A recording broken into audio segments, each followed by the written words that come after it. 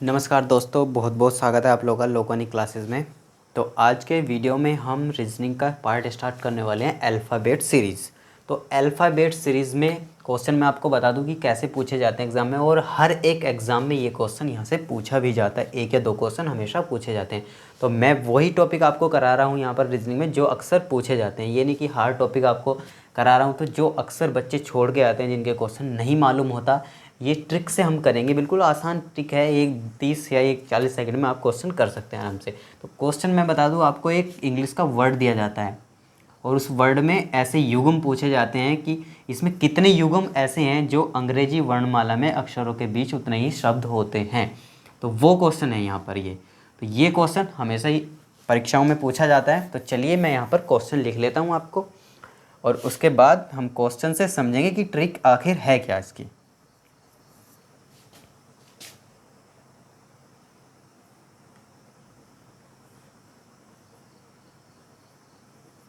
तो यहाँ पर मैं आपको बताना चाहूँगा कि मैं आप क्वेश्चन लिख रहा हूँ यहाँ पर, थोड़ा सा वेट कीजिए, उसके बाद मैं क्वेश्चन आपको समझाऊँगा।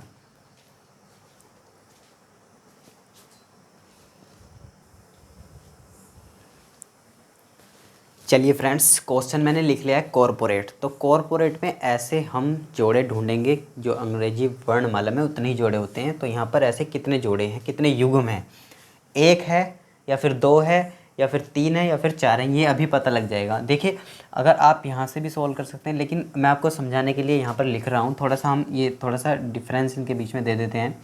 कॉरपोरेट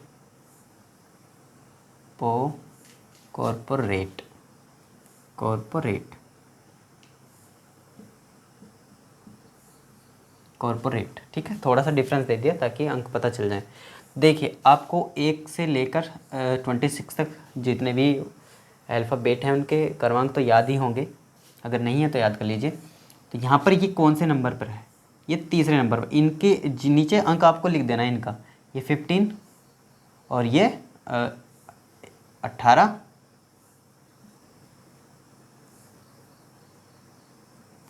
ये 16 और ये 15, ये 18 और ये 1 और ये 20 और ये 5। चलिए अब देखते हैं कितने जोड़े ऐसे हैं। तो आपको क्या करना है, आपको सिंपल काउंटिंग करनी है। देखिए काउंटिंग कैसे करनी है, अब हम यहाँ से लेके चलते हैं। काउंटिंग हमें यहाँ से करनी है।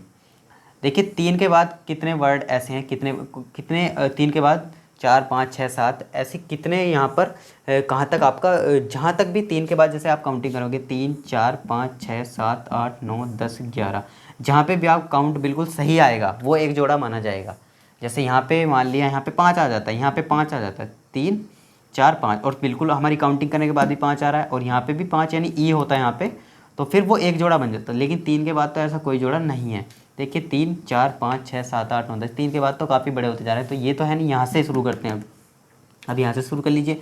15 16 17, 17 नहीं है यहाँ पर, 18 ये तो ज़्यादा ही है। 15 16 17 18 19 20 21, यहाँ पे तो 20 है, नहीं हो सकता ये जोड़ा। 21 और 22 आदमी तो होगा ही नहीं, 5 है। उसके बाद यहाँ से स्टार्ट करते हैं। देखो 18 19 20 21 22 23 24 नहीं है, 16 16 17 18। देखो 16 से 18 पर पहुँचने के लिए हमें ये जोड़ा मिल गया। हमें 16 से शुरू किया हमने, 16 17 18, 18 भी मिल गया हमें बिल्कुल काउंटिंग करते समय। तो एक जोड़ा यहाँ पर ये बन जाएगा, एक जोड़ा बन गया। उसके बाद देखते हैं 16, आगे देखते हैं 16 से आगे भी बनेगा, 16 17 18 19 20। देखो 16 के साथ ये भी बन रहा है, यहाँ पे एक जोड़ा ये हो गया, तो ये एक जोड़ा हो गया। उसके बाद आगे तो बनता ही नहीं है।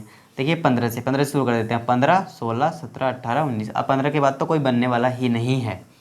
उसके बाद 18 18 19 20, देखो एक जोड़ा ये बन रहा है, ठीक है, एक जोड़ा आपका ये बन रहा है यहाँ पे, ये काउंटिंग कर लीजिए।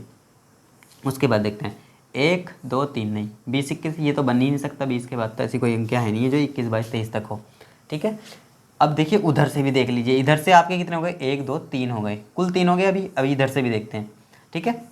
इधर से देखने के बाद आपके देखो 5 6 7 8 9 10 11 12 13 कोई नहीं है, 20 21 22 23 24 के बाद तो कोई संख्या ही नहीं है, तो छोड़ दो। यहाँ पे क्या 1 2 3 4 5 नहीं बन सकता। 18 के बाद 18 19 20, 18 के बाद में तो कोई संख्या है ही नहीं। 15 16, लेकिन एक यहाँ पे बन रहा है, देखो एक ये बन रहा है, एक ये बन गया। 15 16 17 18 19 नहीं है, 16 17 18 नहीं है। 18, 19, 20 नहीं, 15, 16 नहीं है। तो कुल कितने हैं? 1, 2, 3, 4। ये सबसे आसान तरीका है इस क्वेश्चन को सॉल्व करने का। तो यहाँ पर आंसर आपका ये हो जाएगा 4। तो यहाँ पर ऐसे कितने युग हैं जो अंग्रेजी वर्णमाला की तरह हैं, तो यहाँ पर 4 आंसर हो जाएगा। आपको अगर ऐसा क्वेश्चन करना है तो बिल्कुल आप इसी तरीके से कीजिएगा, आपकी कोई भी गलती नहीं हो सकती, क्योंकि मैंने भी एग्ज़ाम दिए हैं और मैंने भी यही तरीका अपनाया है, कोई गलती मेरी नहीं हुई है। तो यहाँ पर आप ऐसे कीजिए इस क्वेश्चन को।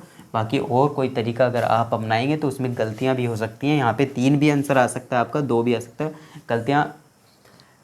गलतियाँ हो सकती हैं। और एक क्वेश्चन आपको कितना पीछे ले जाएगा ये आप जानते भी होंगे, आपने एग्ज़ाम दिए हों या ना दिए हों, तो 1 नंबर से बहुत पीछे आप हो जाते हैं। तो यहाँ पर क्या होगा, अल्फ़ाबेट सीरीज करने का यह तरीका सबसे बेस्ट है। आप इसे गांठ बांध लीजिए और अच्छे से याद कर लीजिए, क्योंकि ये तरीका मैं ही नहीं बाकी टीचर्स भी आपको मिल ही जाएगा। यूट्यूब पर बहुत से टीचर आपको पढ़ाते हैं, वो यही तरीका अपनाते हैं, तो मैंने भी आपको वही बताया। तो प्लीज़ अगर आपको ये वीडियो पसंद आया है तो आप हमें कमेंट करके बता सकते हैं। यदि आपको कुछ समझ नहीं आया तो भी कमेंट करके हमें बता सकते हैं, हम उसे सुधारने की कोशिश करेंगे।